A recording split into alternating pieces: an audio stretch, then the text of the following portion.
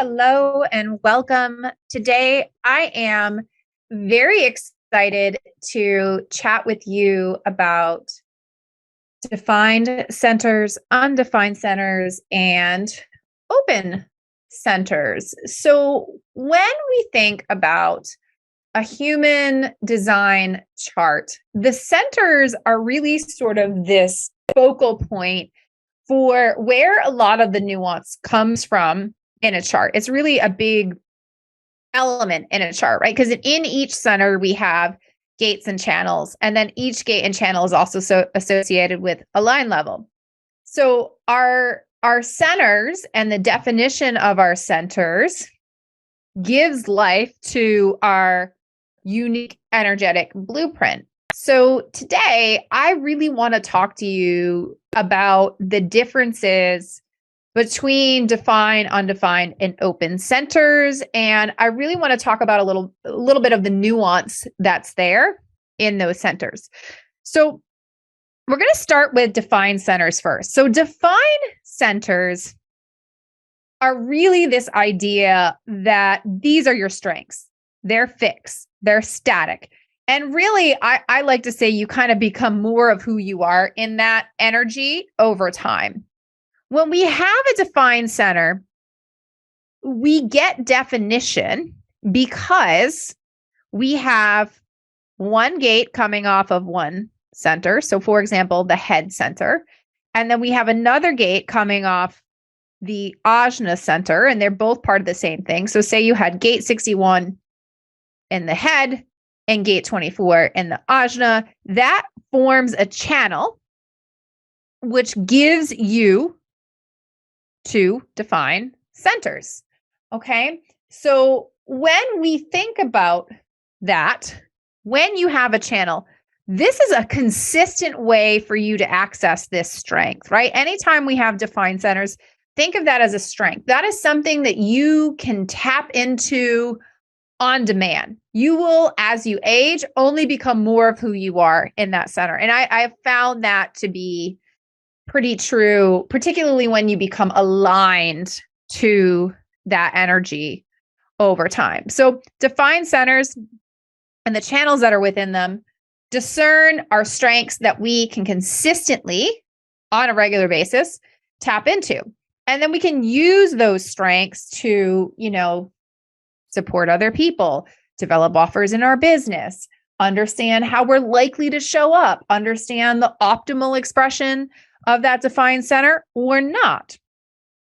Then we have undefined centers. So undefined centers are centers that are white in your chart, right? And you'll often have, or you will have in an undefined center, a gate coming off that. So you'll have just a gate, and that gate doesn't connect to the center on the other side, right? So in an undefined center, you have just a gate. And with undefined centers, I really think that this is energy that is present, but we can't necessarily connect to it on demand. But when we think about what an undefined center does, anytime you have an undefined or an open center, you can take in the energy of those around you and you can amplify it and you can mirror it back. And you can almost use that energy to read other people, right? So when we think about an undefined center, the gate that you have present in that is your energy. I like to call it an anchor.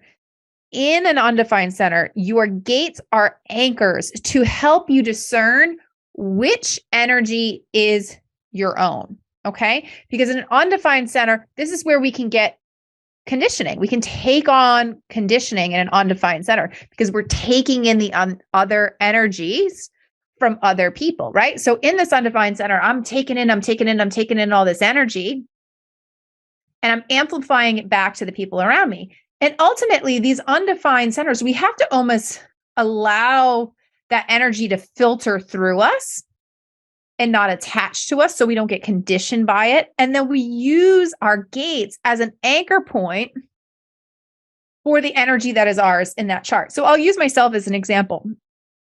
I am a projector, so I have an undefined sacral center, but I have gate 9 and I have 5 gate 9 placements. I have a lot of gate 9 placements in my chart. And the theme of gate 9 is focus, right? So I can read my client's energy in this gate, right? I can take in their sacral energy, say if they're an MG or a G, and I can discern how best they focus that energy, right? I can take that in and I run it through my lens of focus, right? But say I was with a client and they had gate 5, but I don't have gate 5, right? Say they had the channel, the 515. And 5 is the gate of consistency, right? And I just saw this client and then I'm sitting there trying to plan for the rest of the day. And I'm like, oh, I really got to be consistent. I got to show up consistently. And I'm like really pressuring myself around this. And the reality is that's not my energy. That's energetic residue left over from the person that I was just with. So in an undefined center, we actually have to clear out the energy that's not ours in that center. Same goes for open. And I'll talk about that more in just a minute. But the reality is the gates that we have in these undefined centers give us an anchor point to say, oh, this is our energy, right? This is mine. Everything else, if I'm experiencing something other than that gate 9 focus, it's not mine, right? If I'm feeling like my husband has, he's a fellow projector, he's got gate 34. So if I'm feeling like I really need to exert my power, probably not my energy, right? It's probably his energy there. And I need to let that go, right? Because I have the 10 and he's got the 34. So when we're together, my sacral's lit up, right? And I'm like, no, that's not my energy, right? So that's why when we think about conditioning, whether it's societal or specific people in our lives, or it's sort of cultural norms or generational norms or whatever it is, that is why some conditioning ultimately turns us into this not self, right? It's because we attach to that energy and it stays there, right? So if I'm always feeling like I need to be in this gate 5 consistency and I don't have that gate in that undefined center, then there's a reason why I'm feeling like that, right? And I've done, for me personally, I have an undefined identity center and I have a parent who has a very defined identity center. So I've had to do a lot of deconditioning work to find self-love, right? To find or to come to terms with the fact in an undefined identity center, my purpose is more fluid, right? Or I'm not necessarily here to have like a uniform every day. My identity might show up a little bit different. And so I share this with you because I think when we think about these undefined identity centers, we don't think about how the gates that are present can act as anchors for us, right? And I think when we don't consider the anchor, we can come to this conclusion that this energy that's here, none of it's mine. And the reality is, in an undefined center, that isn't the case, right? You have strengths there and you have this ability to take in this information, but you're not here to attach to it, right? So that's the piece that you have to keep in mind when you're considering an undefined center. Now, when we think about open centers, and open centers are the centers that are white, but there's no gate there, right? There's no colored in gate there at all, right? It's just completely open.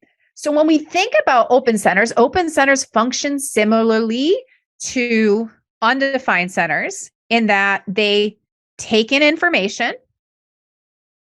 and they amplify it back or they mirror it back, right? But with an open center, there's no gate there. And one of the things that's really beautiful about both undefined and open centers, but particularly open centers, is that an open center can experience all of the gates inside of that center. So if you have an open center, you have the ability to experience all the energy that is in there based on who you're around, based on the transits. And the thing that makes that really cool is you have this beautiful fluidity, right? You have this beautiful fluidity there that can really operate in a great way to read the energy of others. And when I teach inside any of my programs, I always talk about how our undefined centers, how we read the energy of other people, right? And then we use our defined center strengths in order to provide consistent support, right? Consistent information to other people based on the energy that we just read. So we take it in through our undefined centers, and then we use our defined centers to like consistently figure out what's the plan. I'll use myself as an example again. So I have gate 9 in my undefined sacral. I'm constantly taking in people's energy and figuring out, okay, this is the energy that's here. Where should they focus it? And then I rely on my 1762 for my ajna to throat to say, okay, what's the big picture? And then all the details along the way for that focus. But when we have an open center, right, we don't have an anchor there. So it's completely fluid, right? And when it's completely fluid, we don't have any way to identify what is ours and what is not. And so anytime it comes to the themes of whatever center that you have that's open, you have to understand that none of the energy that's there is yours. In our open centers, we are, from my experience, more susceptible to actually taking on conditioning from other people, right? Because we don't have that anchor point, right? And I often notice that when we think about open centers, they tend to exist in the extremes, right? They tend to exist on the edges of the theme. So if we think about an open head as an example, an open head is going to be like constantly over consuming or consuming nothing at all, right? An open solar plexus, as an example, is going to be constantly like overly emotional or not emotional at all. Same thing for like an open sacral. I'm going to be like constantly overworking, or completely burned out. Or say in a spleen, I'm afraid of everything. I have no relationship with fear whatsoever. I will literally try and do anything. I have no fear, right? So when we think about these open centers, they're living in these extremes more often than not, because we don't have this ability to anchor ourselves in to say, oh, this is my energy. We identify with all of it because we're taking in the energy of other people and we're amplifying it. And that is why I spend so much time with the people in my world talking about, like, how can we actually clear the filter of these centers, right? How can I clear the energetic filter of this? How can I clear the energetic residue that's left behind as part of moving about the world, right? And this is where I recently did a podcast on nutrition. This is where nutrition can come into play, right? Because if I'm feeding my body and I'm aligned to my variables, on the digestion side and on the environment side, and I'm feeding my body properly, guess what? I'm less susceptible to the not self. And then in terms of like, how do we actually clean discard this energy that's in our bodies from other people in an undefined or open center? That's really where these practices of grounding and connecting our body come into play, right? So food obviously is a really big one, and food and nutrition, exercise, water intake, getting outside, connecting with nature.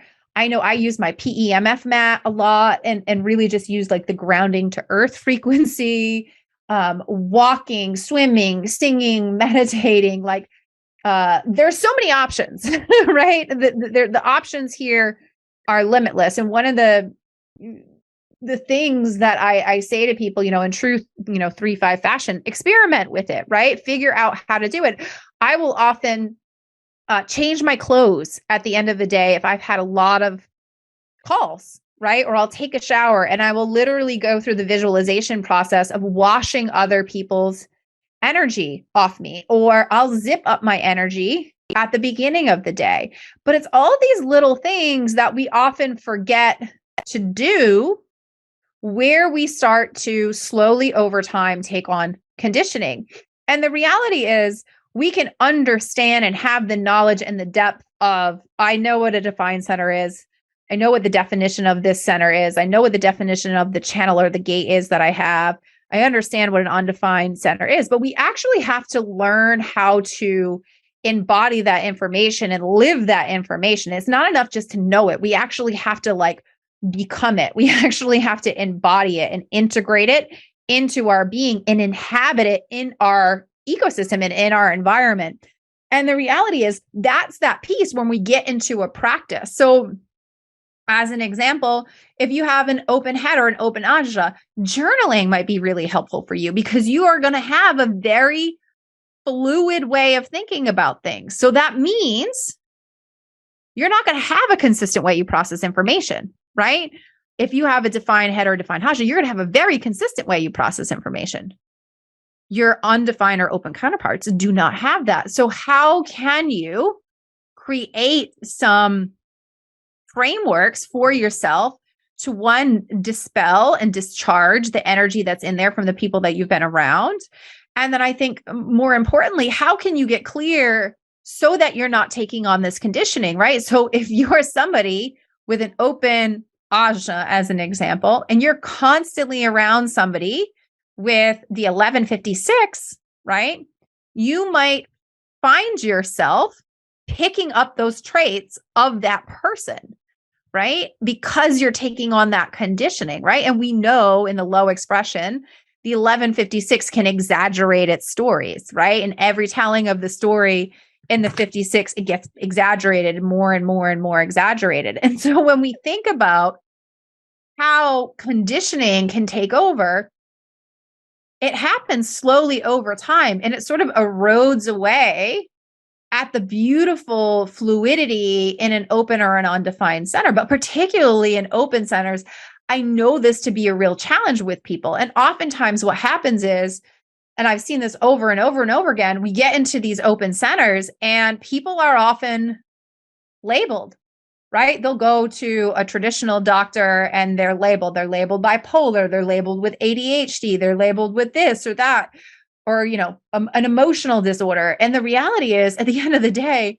more often than not, when I see that appear in their chart and then I hear about it in the real world from them, these extremes that happen where they've gone to traditional medicine are often as a result of an open center, where they've taken on some conditioning, where they're in the not self. And the reality is, look, I am not a medical professional. This is not medical advice. Please do consult your doctor, et cetera, et cetera. But also, I encourage you to do your due diligence here, right? Because I think a lot of times when we have these open centers, we often think that there's something wrong with us because we don't necessarily operate in the same way that other people operate. My 9-year-old, he's got a completely open sacral. And let me just tell you, this kid runs the extremes from being on to I just want alone and solitude. And since we know this about him and we know he's a manifester and we know he's a 1-3, we work as a family really hard to honor his need for alone time. We honor his need for sort of space and rest when he needs it, right? And so all these little nuancy things, when we think about our centers and our definition, are really important to consider when we think about how to actually get congruent with our design, right? Like how do we become synonymous with our design? And the reality is, we not only have to have the knowledge, but we also have to embody it. And we embody it and we become it and we inhabit it and we bring it into our ecosystem and the environment around us through these practices that allow us to sort of cleanse and clear the future, the filters of our undefined and open centers. And I think here's the thing to remember. This is what I'm going to leave you with. So if we think of this from the perspective of a defined center is you've got this cup, and this cup, you use the same cup every day. And the only liquid that goes in this cup is coffee, right? It's a special cup. It's just for coffee. You don't put anything else in that cup, right? Then we have another cup, and that cup can be for anything, right? Anything can go in that cup, right? That's undefined centers. And then for open, there is no cup, right? It's like almost like there is no cup. Where's the cup? Right? So if that metaphor works better for you there, use that one. But I always default to the fact that defined centers, these are fixed. These are consistent. You can tap into them on demand. Our undefined centers, the gates that are present there are anchors. That gives us an anchor to say, hey, this is mine. This is my energy here, right? This is mine. And then we've got open, which is fluid, right? And oftentimes I hear people too. Somebody recently posted on my Instagram and they were looking for hope with their open centers because I think they had 3 open centers and they were struggling to see the positive aspects of these open centers. And the reality is when you kind of clear off that conditioning and you kind of dust off all the energetic residue that's been left behind, or like the wake of somebody else's energy, the reality is open centers provide this depth of wisdom because they can experience all of the energy that's there. And there's a great deal of wisdom and knowledge and compassion and understanding that can actually emerge from those centers when we can, with more awareness, go into situations with other people as we move about our life with the knowing of, hey, after this situation at the end of the day, I got to go clear my energetic filters here. Right. And I think that's the thing. This is not something where you do one exercise one time and you're good when you have an undefined or an open center. It's like a practice to incorporate into your life. And particularly if you're in business and you're working with lots of people and you're constantly interacting with other folks, this is something that you want to incorporate on the regular. Okay. So please do let me know if this resonates or you have any questions. You can always post them on the blog in the comment section. And I would like to invite you to our ideal client design with human design workshop. I am going to be doing a workshop in the coming weeks on how to discern your ideal client through your unique human design blueprint. This is not a let's look at your conscious XYZ to discern your ideal client. It is more nuanced than that. And it is something that I've discovered through repetition and experience with lots of clients and my own journey. So I hope that you'll join me for that. It's Ideal Client Design with humandesign.com if you'd like to join us. Thank you so much for tuning in and have a fantastic day.